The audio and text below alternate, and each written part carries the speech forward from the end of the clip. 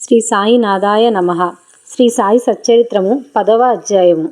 సాయిబాబా జీవిత విధానము. ఎల్లప్పుడూ శ్రీ సాయిబాబాను భక్తి ప్రేమలతో జ్ఞప్తియందు ఉంచుకొనును. ఏలన బాబా ఎల్లప్పుడూ తమ ఆత్మస్వరూపమునందే లీనమై సర్వులకు హితము చేయుటయందు నిమగ్నమై ఉండువారు. వారి స్మరణయే జీవన్మరణ రూపమైన సంసారమనడు చిక్కుముడిని విప్పు తరుణోపాయము. ఇది అన్నిటికంటే అత్యంత శ్రేష్టము, సులభతరమైన సాధనము. దీనిలో వ్యయప్రయాసలు లేవు. కొద్ది శ్రమతో గొప్ప ఫలితమును పొందవచ్చును. అందువలన ఇక ఆలస్యము చేయక మన దేహేంద్రియములలో పటుత్వమున్నంత వరకు ప్రతి నిమిషమును ఈ సాధనమునకు అనుష్ఠించుటకు వెచ్చించవలెను. సద్గురువు చరణములను నమ్మి కొలిచినచో వారు మన అదృష్టమును బాగు చేయగలరు.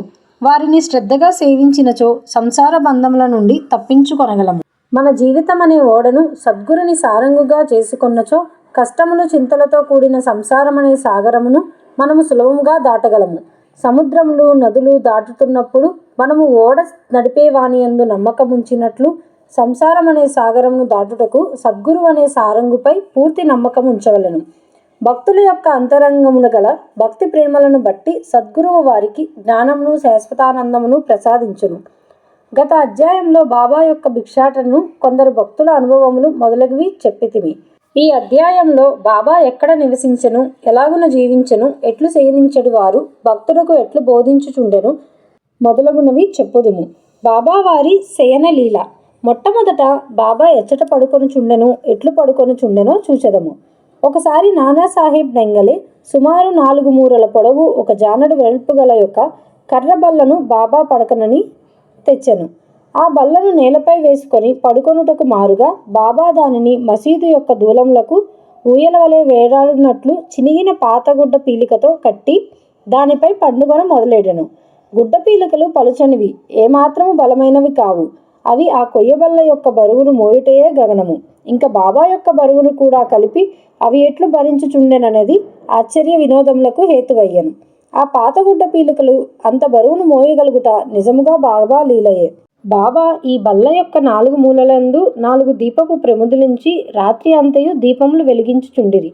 ఇది ఏమి విచిత్రము! బల్లపై ఆజానుబాహుడగు బాబా పండుకొనుటే స్థలము చాలనప్పుడు దీపములు పెట్టుటకు జాగా ఎక్కడిది? బాబా బల్లపైన పండుకొనిన ఆ దృశ్యమును దేవతలు సైతము చూచి తీరవలసినదే. ఆ బల్లపైకి బాబా ఎట్లు ఎక్కుచుండెను, ఎట్లు దిగుచుండెను అనునవి అందరికీ ఆశ్చర్యము కలిగించుచుండెను. అనేక మంది ఉత్సుకతో బాబా పల్లపైకి ఎక్కుట దిగుట గమనించుటకై కనిపెట్టుకుని ఉండేవారు. కానీ బాబా ఎవరికి ఆ వైనము అంతు తెలవనివ్వలేదు. ఆ వింత చూచుటకు జనులు గుంపులు గుంపులుగా గుమిగూడుచుండుచే బాబా విసుగు చెంది ఒకనాడు ఆ బల్లను విరిచి పారవేసిరి. అష్టసిద్ధులు బాబా ఆధీనములు. బాబా వానిని అపేక్షించలేదు. వాని కొరకు ఏ అభ్యాసములు చేయలేదు. వారు పరిపూర్ణులు గనుక సహజముగానే అవి వారికి సిద్ధించెను. బ్రహ్మము యొక్క సగుణావతారమును. సాయిబాబా 3.5 మూరల మానవ దేహంతో కనిపించినప్పటికీను వారు సర్వహృదయాంతస్థులు. అంతరంగమున వారు పరమ నిరీహులు, నిస్పృహులైనప్పటికీ బాహ్యమునకు లోకహితము కోరువారుగా కనిపించువారు. అంతరంగమున వారు మమకార రహితులైనప్పటికీ బాహ్య దృష్టికి మాత్రము తమ భక్తుల యోగక్షేమముల కొరకు ఎంతయో తాపత్రయపడుతున్న వారి వలె కనిపించడివారు. వారి అంతరంగము శాంతికి ఉనికి పట్టైనయి, బయటకు చంచల మనస్కుని వలె కనిపించుచుండెను. లోపల పరబ్రహ్మస్థితి ఉన్నప్పటికీ బయటకు దెయ్యం వలె నటించుచుండెరు వారు. లోపల అద్వితీయమైనను బయటకు ప్రపంచమునందు తగులుకొనిన వాని వలె కనిపించుచుండెను. ఒక్కొక్కప్పుడు అందరినీ ప్రేమ చూచెడివారు, ఇంకొకప్పుడు వారిపై రాళ్ళు విసురుచుండిరి. ఒక్కొక్కప్పుడు వారిని తిట్టుచుండిరి, ఇంకొకప్పుడు వారిని ప్రేమతో అక్కున చేర్చుకొని ఎంతో నెమ్మదితోనూ శాంతముతోనూ ఓరిమితోనూ సంశయముతోనూ వ్యవహరించుచేడివారు. బాబా ఎల్లప్పుడూ ఆత్మానుసంధమునందే మునిగి ఉండేవారు. భక్తులపై కారుణ్యమును చూపుచుండేరు వారు. వారెల్లప్పుడూ ఒకే ఆసనమందు స్థిరముగా ఉండేవారు. వారెక్కడకు ప్రయాణములు చేసేడివారు కారు. చిన్న చేతికర్రయే వారు సదా ధరించెడి దండము. చింతారహితులై ఉన్నప్పుడు శాంతముగా ఉండేడివారు. సిరి సంపదలను గాని కీర్తి ప్రతిష్టలను గాని లక్ష్య పెట్టక భిక్షాటనముచే నిరాడంబరులై జీవించెడివారు. అట్టి పావన జీవులు వారు. ఎల్లప్పుడూ బాబా అల్లా మాలిక్ అని అనేడివారు. భక్తులందు అవిచ్ఛిన్నమైన పరిపూర్ణ ప్రేమానురాగాలను కలిగి ఉండేడివారు. ఆత్మజ్ఞానమునకు ఆయన గని, దివ్యానందమునకు వారు ఉనికి పట్టు.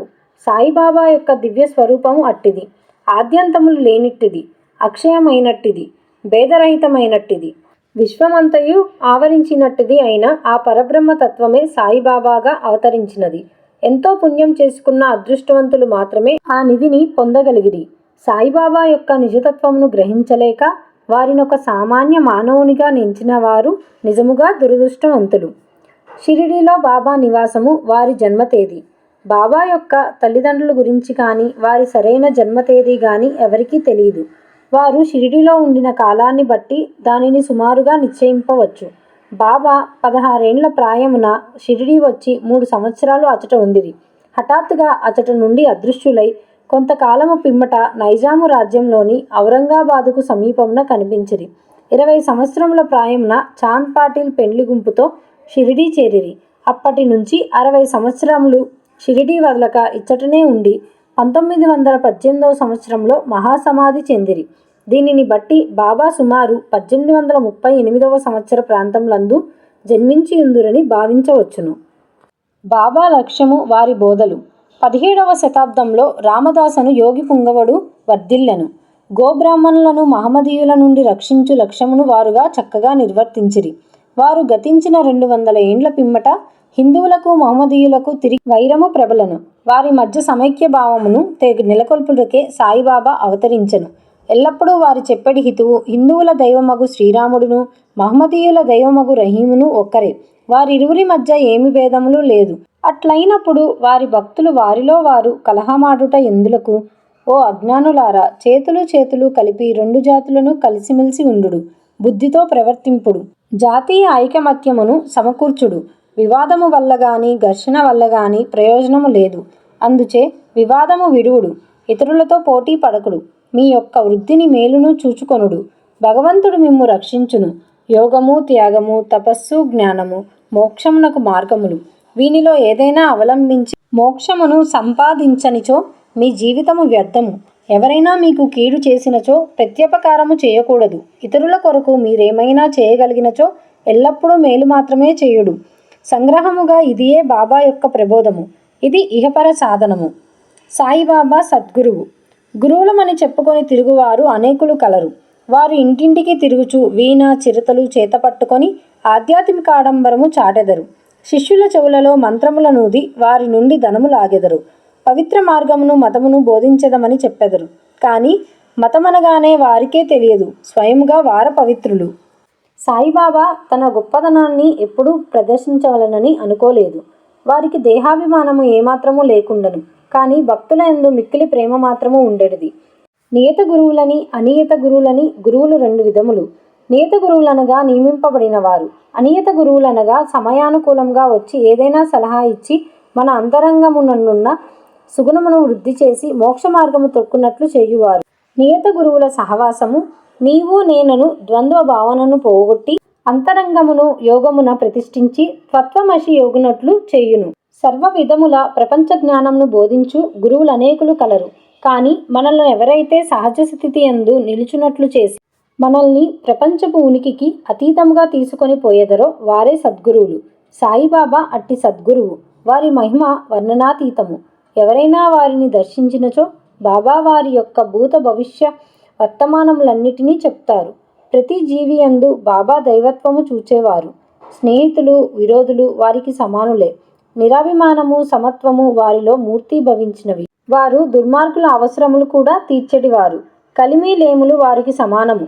మానవ దేహంతో సంచరించినప్పటికీ వారికి గృహ దేహాదుల యందు అభిమానము లేకుండెను.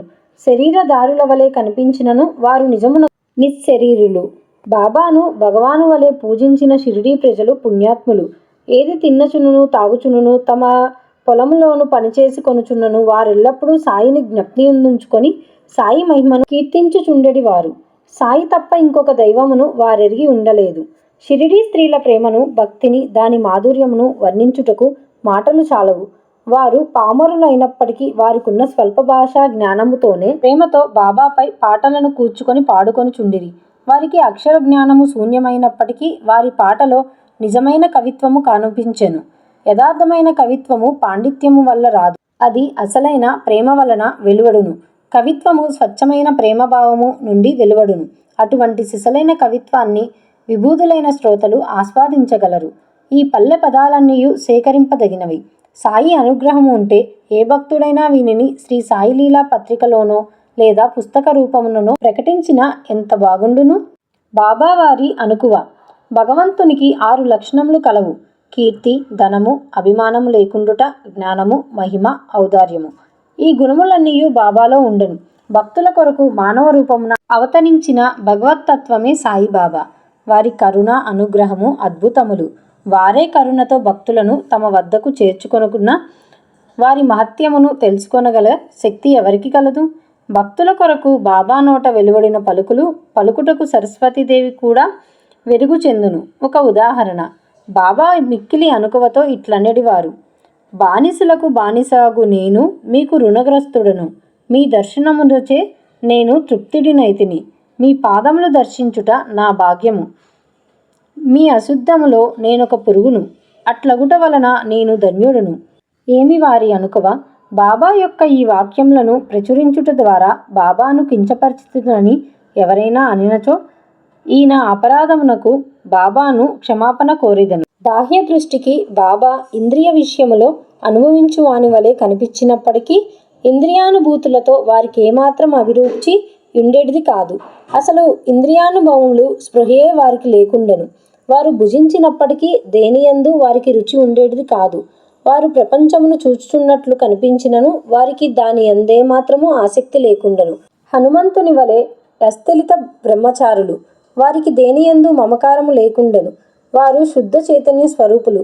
కోరికలు, కోపము మొదలగు భావ వికారములు శాంతించి స్వాస్థ్యము చెందెడి విశ్రాంతి ధామము. వేయేల వారు విరాగులు, ముక్తులు, పరిపూర్ణులు. దీనిని వివరించుటకొక ఉదాహరణము. నానావళి. షిరిడీలో విచిత్ర పురుషుడొకడుండెను. అతని పేరు నానావళి. అతడు బాబా విషయములను, పనులను చక్కబెట్టుచుండువాడు. ఒకనాడతను బాబా వద్దకు పోయి బాబాను వారి ఆసనము నుండి లేవవలసినదని, దానిపై తాను కూర్చుండవలనని తనకు బుద్ధి పుట్టినదని అనెను. వెంటనే బాబా లేచి గద్దెను ఖాళీ చేసి ఇచ్చెను. నానావళి దానిపై కొంతసేపు కూర్చుండి లేచి బాబాను తిరిగి కూర్చొనమనెను. బాబా తన ఆసనంపై కూర్చొనెను. నానావళి బాబా పాదములకు సాష్టాంగ నమస్కారం చేసి వెళ్ళిపోయెను. తన ఆసనం మీద నుండి దిగిపొమ్మనినను దానిపై ఇంకొకరు కూర్చునిన బాబా ఎట్టి అసంతుష్టి వెళ్ళిబుచ్చలేదు. బాబాను నానావళి ఎంతగా ప్రేమించువాడినన అతడు బాబా మహాసమాధి చెందిన 13వ నాడు దేహత్యాగము చేసెను. మహాత్ముల కథాశ్రవణము, వారి సాంగత్యమే అతి సులభ మార్గము. సాయిబాబా సామాన్య మానవులే నటించినప్పటికీ వారి చర్యలను బట్టి వారు అసాధారణ భక్తి కుశలతలు కలవారని తెలియవచ్చును. వారు చేయునదంతయు తమ భక్తుల మేలు కొరకే. వారు ఆసనములు గాని, యోగాభ్యాసములు గాని, మంత్రోపదేశములు గాని తమ భక్తులకు ఉపదేశించలేదు. తెలివితేటలను పక్కకు పెట్టి సాయి సాయి అను నామమును మాత్రము జ్ఞప్తియందుంచుకొనుమనిరి. అట్లు చేసినచో వారు సర్వబంధముల నుండి విముక్తులై స్వతంత్రం పొందెదరని చెప్పిరి. పంచాగ్నముల నడుమ కూర్చునుట, యాగములు చేయుట, మంత్రజపము చేయుట, అష్టాంగ యోగములు మొదలగునవి బ్రాహ్మణులకే వీలుపడును.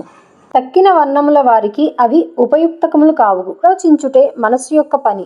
అది ఆలోచించకుండా ఒక్క నిమిషమైనను ఉండలేదు. దానికి ఏదైనా ఇంద్రియ విషయము జ్ఞప్తికి తెచ్చినచో దానినే చింతించుచుండెను. గురువును జ్ఞప్తికి తెచ్చినచో గురువునే చింతించుచుండెను. మీరు సాయిబాబా యొక్క గొప్పతనమును, వైభవమును శ్రద్ధగా వింటిరి. ఇదియే వారిని జ్ఞప్తియందుంచుకొనుటకు సహజమైన మార్గము. ఇదియే వారి పూజయు కీర్తనయు. మహాత్ముల కథలను వినుట పైన చెప్పిన ఇతర సాధనముల వలె కష్టమైనది కాదు. ఇది మిక్కిలి సులభ సాధ్యమైనది. వారి కథలు సంసారమునందుగలమున్న భయములన్నిటినీ పాలదోలి పారమార్థిక మార్గమును తీసుకొని పోవును. కావున మహాత్ముల చరిత్రలను శ్రవణము చేయుడు, వానినే మననము చేయుడు, వానిలోని సారాంశమును జీర్ణించుకొనుడు. ఇంత మాత్రము చేసినచో బ్రాహ్మణులే కాక స్త్రీ శూద్రాది అన్ని వర్ణముల వారు కూడా పవిత్రులగుదురు. ప్రాపంచిక బాధ్యతలందు తగులుకొనియున్న మీ మనస్సును సాయిబాబా కర్పింపుడు. వారి కథలు వినుడు. వారు తప్పక మనలను అనుగ్రహించగలరు. ఇది మిక్కిలి సులభోపాయము. అయినచో మరి దీనినెందుకు అందరూ అవలంబించలేకున్నారు అని అడగవచ్చు. కారణమేమన భగవంతుని కృపాకటాక్షము లేని ఎడల మహాత్ముల చరిత్రలను వినుటకు కూడా మనస్సు అంగీకరించదు. భగవంతుని చేతనే సర్వమాటంకము అగును. మహాత్ముల కథలు వినుట అనగా వారి సాంగత్యము చేయుట. మహాత్ముల సాంగత్యముచే కలుగు ప్రాముఖ్యము చాలా గొప్పది. అది మన అహంకారమును, దేహాభిమానమును నశింపచేయును.